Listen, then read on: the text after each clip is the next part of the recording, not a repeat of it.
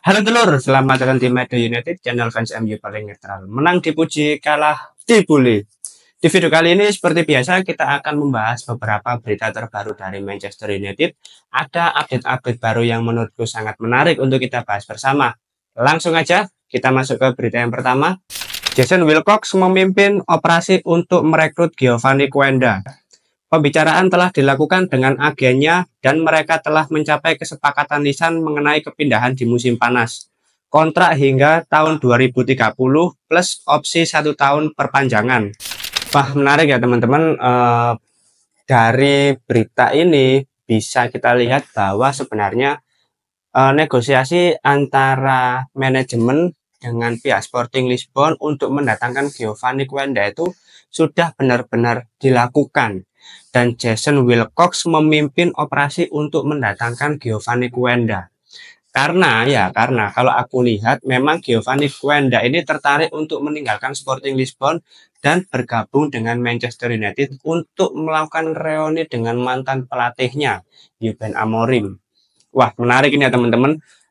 Di sini aku bisa melihat bahwasanya internal manajemen Manchester United ini secara tidak langsung ingin menunjukkan bahwa mereka ini para petinggi klub sebenarnya tidak hanya fokus kepada bisnis, tapi ingin menunjukkan bahwa mereka juga fokus untuk meraih prestasi dengan cara mendatangkan beberapa pemain baru yang sangat potensial yang sesuai dengan skema dari Ruben Amorim. Itu yang ingin ditunjukkan oleh internal manajemen saat ini, menurutku ya.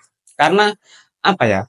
Dari beberapa bulan terakhir ya, bahkan sejak kedatangan Ineos, selalu ada pendanaan-pendanaan yang dipangkas ya. Dan ini bukan hanya terjadi di Manchester United ya. Di Indonesia pun demikian. Waduh, anggaran pendidikan dipangkas ya, tapi kita tidak membicarakan hal itu ya. Itu urusannya para politisi. Nah, kembali lagi ya teman-teman. Dengan adanya keseriusan dari manajemen untuk mendatangkan Giovanni Quenda, bahkan sudah ada kesepakatan lisan mengenai kontrak dari Giovanni Quenda ketika bergabung dengan Manchester United. Jadi sudah sejauh itu proses negosiasinya teman-teman ya. Kalau beberapa hari kemarin kita mendengar bahwa harga yang dibanderol itu di angka 50 juta pound sterling ya, tidak menutup kemungkinan di bursa transfer mendatang harganya bisa lebih turun lagi kalau pihak manajemen lebih lihai lagi dalam melakukan negosiasi dengan petinggi di Sporting Lisbon. Menarik ini teman-teman ya. Jadi ternyata memang sudah sejauh itu proses negosiasi yang dilakukan oleh pihak manajemen, dan menurutku ini langkah yang sangat bagus. Karena seperti yang sudah kita bahas kemarin ya, dengan mendatangkan Giovanni Quenda, ini pasti akan memperkuat wingback Manchester United ya. Kanan Giovanni Quenda, kiri Patrick Dorgu. Nah, ini secara perlahan Ruben Amorim mulai menentukan dan menyelesaikan kepingan-kepingan puzzle yang belum lengkap ini. Nah, maka dari itu dengan mendatangkan Giovanni Quenda, mungkin di bursa transfer musim panas mendatang, dia akan menjadi pemain pertama yang didatangkan ke Manchester United. Karena ya sekarang aja negosiasinya sudah sampai ke tahap kontrak yang akan diterima oleh Giovanni Quenda kalau menjadi pemain Manchester United. Jadi memang sudah sejauh itu, sudah seintens itu proses negosiasi antara pihak manajemen Manchester United dengan Sporting Lisbon. Ya, langkah yang tepat ya menurutku ya.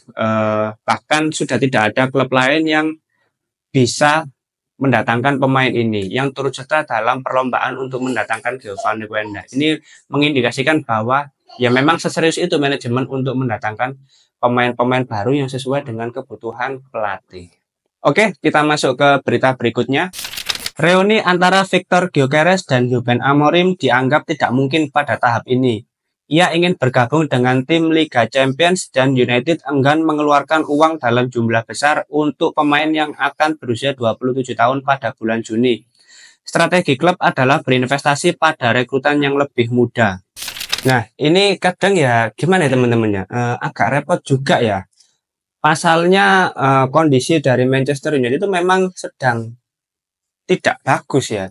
posisi klub di Premier League berada di peringkat 13. Terus kompetisi di Liga Eropa maupun di kompetisi domestik FA Cup juga masih belum ada jaminan, masih belum terlalu meyakinkan. Karena kalau misalkan ingin bermain di Liga Champions ya tidak bisa berharap di Premier League untuk finish di 4 besar. Itu sudah tidak mungkin menurutku. Satu-satunya cara ya memenangi kompetisi Europa League meskipun peluangnya masih belum menjanjikan gitu loh.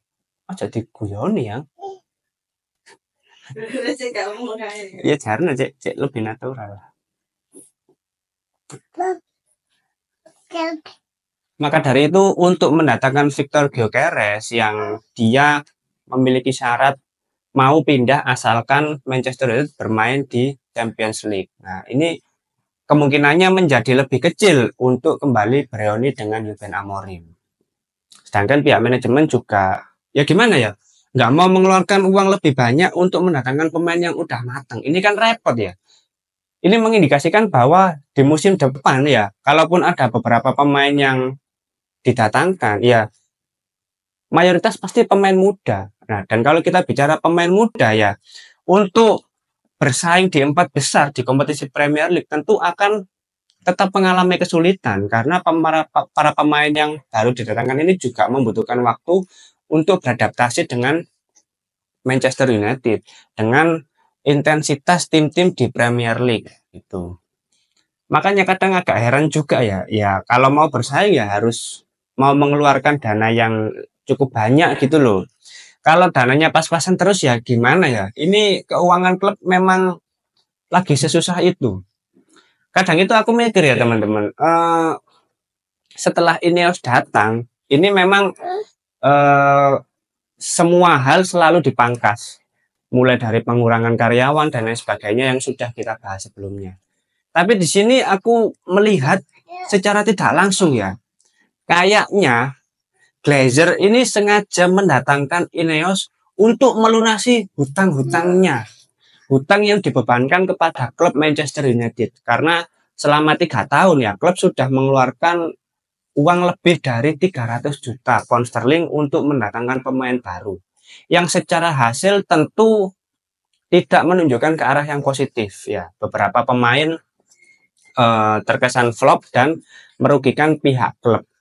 Makanya dengan mendatangkan Ineos ini ya Glazer nggak mau tahu gimana caranya pengeluaran itu bisa dibatasi, hutang-hutang bisa segera dilunasi. Itu yang aku tangkap ya, karena sejak kedatangan Ineos kayaknya Ineos ini yang berpikir sangat keras untuk apa ya, menata keuangan klub gitu loh. Makanya banyak hal yang serba dibatasi, pengurangan karyawan ya, anggaran untuk duta besar brand ambassador dihilangkan, santunan kepada pemain-pemain yang bergaji kecil juga dihapuskan.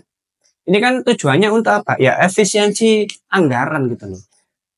Dan ini yang harus diselesaikan oleh Dan ini yang harus diselesaikan oleh Ineos sebagai pemilik saham minoritas yang baru di Manchester United. Memang sumber masalahnya itu tetap di Glazer teman-teman ya. Kalau kita telaah lebih jauh gitu loh. Kasihan Ineos justru yang kebanyakan orang-orang itu sekarang menjadi benci dengan Ineos karena ya semua serba diirit gitu loh. Padahal tujuan utamanya yaitu tujuan utama Glazer mendatangkan Ineos untuk berbagi saham minoritas. Ya untuk melunasi hutang-hutang klub ini. Sedangkan ya Glazer gak ngapa-ngapain ya. Keterlaluan memang ya. Ya kita tidak bisa berbicara kotor ya karena ada anak kecil ya. Jadi keterlaluan memang Glazer ini. Ampun dah. Ya kita lihat saja di musim panas mendatang gebrakan apa saja yang akan dilakukan manajemen untuk mendatangkan pemain-pemain baru yang akan didatangkan. Aduh salah ngomong. Jangan nak. Setengah tak dorong ibu, center tak dorong ibu. Tekok garis ke sini. Kursinya pas nak tengah-tengah tak. Wah miring ini. Ya kita lihat saja di bursa transfer musim panas mendatang kira-kira gebrakan apa saja yang akan dilakukan oleh manajemen dalam upaya untuk mendatangkan pemain-pemain baru ke Manchester United. Oke, sekarang kita masuk ke berita berikutnya. Si Obi Martin telah beberapa kali berlatih dengan tim utama Manchester United di bawah asuhan Ruben Amorim. biasanya dalam masa pemulihan, namun ia masih berusia 17 tahun dan dianggap masih perlu meningkatkan kemampuannya sebelum bergabung dengan tim senior secara reguler. Oh, tadi baru dikonfirmasi juga bahwa si Obi Martin ingin menghapus nama belakangnya. Tujuannya apa? Ya mungkin agar lebih mudah diingat saja. Jadi sekarang namanya berubah menjadi Shido Obi. Nah, Shido Obi. Mungkin di masa mendatang ketika dia sudah menjadi pemain bintang secara pengucapan, secara pelafalan menjadi lebih mudah ya. Karena di Manchester United sebetulnya sudah ada beberapa nama pemain-pemain muda, pemain akademi yang serupa gitu loh. Mulai dari Obi ya, Kobe Maino, terus Toby Collier. Nah, ini kan Obi semua ya teman-teman ya. Tapi kembali lagi ya, kalau kita membicarakan si Obi ini memang secara talenta dia sudah luar biasa. Bahkan di pertandingan terakhir saat melawan Chelsea di kompetisi FA Youth, itu dia mencetak hat-trick lagi teman-teman. Dengan skor akhir 5-1 kalau nggak salah. James Scanlon juga mencetak brace 2 gol. Si Obi 3 gol ini menurutku dia merupakan salah satu ujung tombak yang benar-benar bisa diandalkan di tim akademi si Obi ini. Maka dari itu tidak menutup kemungkinan ketika dia lebih sering mendapatkan sesi latihan bersama tim senior, ya tentu kesempatan untuk menjalani laga debut bersama tim senior juga akan segera terbuka. Karena melihat kondisi di tim senior sekarang, ya masih mengecewakan gitu loh, terutama di lini serang. Tidak ada pemain yang bisa mencetak gol secara reguler. Nah, kalau misalkan si Obi ini secara perlahan bisa menunjukkan hal itu kepada tim senior. Nah, ini yang akan lebih menarik.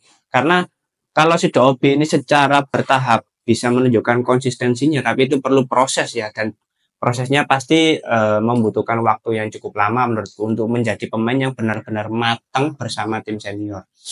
Tapi di sini secara tidak langsung sudah menunjukkan bahwa di tim akademi itu sudah memiliki bibit striker yang luar biasa. Bibit striker yang akan menjadi bintang di Manchester United untuk kedepannya, yaitu Shido Obi. Kita semua pasti tidak sabar untuk menunggu laga debut dari Shido Obi bersama tim senior. Tapi ya, tetap kita harus bersabar ya teman-teman. Semua hal membutuhkan proses, membutuhkan waktu. Jadi pihak manajemen dan juga pelatih tidak ingin terburu-buru dan tetap menjaga mental para pemain ini, terutama pemain-pemain muda, agar tetap stabil secara mental, karena tentu tekanan yang akan dihadapi ketika sudah masuk dengan tim senior pasti akan berbeda. Semua mata, semua media, semua fans pasti tertuju kepada sang pemain. Oke, kita masuk ke berita yang terakhir. Lisandro Martinez telah menjalani operasi untuk memperbaiki ligamen anteriornya yang robek. Tanda-tanda awal menunjukkan bahwa operasinya berhasil. Masa pemulihan membutuhkan waktu sekitar antara 6 bulan hingga 1 tahun. Ya, itu tadi update terbaru dari proses operasi yang dijalani oleh Lisandro Martinez. Memang untuk tahap awalnya sudah dikatakan berhasil, tapi ya kembali lagi teman-teman, yang namanya cedera ACL itu pasti membutuhkan waktu yang lama. Bahkan kebanyakan pemain setelah mengalami cedera ACL ini sudah tidak berada di performa terbaiknya. Karena para pemain tentu lebih waspada dalam mengambil keputusan ketika menjalani pertandingan. Maka dari itu mungkin kita baru akan melihat lagi performa dari Lisandro Martinez di tahun berikutnya. Atau mungkin akhir tahun, tapi ya kemungkinannya tentu tidak bisa diharapkan. Tapi ya kemungkinannya masih cukup kecil, karena proses pemulihan itu tergantung dari kondisi kebugaran sang pemain juga. Proses recovery-nya juga tidak boleh terburu-buru. Maka dari itu ya Lisandro Martinez sepertinya akan lebih banyak menepi di sisa-sisa kontraknya bersama Manchester United. Ya tidak berbeda jauh dengan Luke Shaw lah kemungkinan di masa depan nanti. Tentu dengan kondisi seperti ini ya mendatangkan Eden Heaven, Patrick Dorgu, Diogo Leon menjadi salah satu hal yang sangat dibutuhkan di masa mendatang. Oke, mungkin itu dulu beberapa berita terbaru dari Manchester United. Kalau teman-teman ada opini lain, langsung tulis saja di kolom komentar. Kita diskusi santai seperti biasa. Terima kasih sudah menonton video ini. Jangan lupa like, komen, dan subscribe. Salam.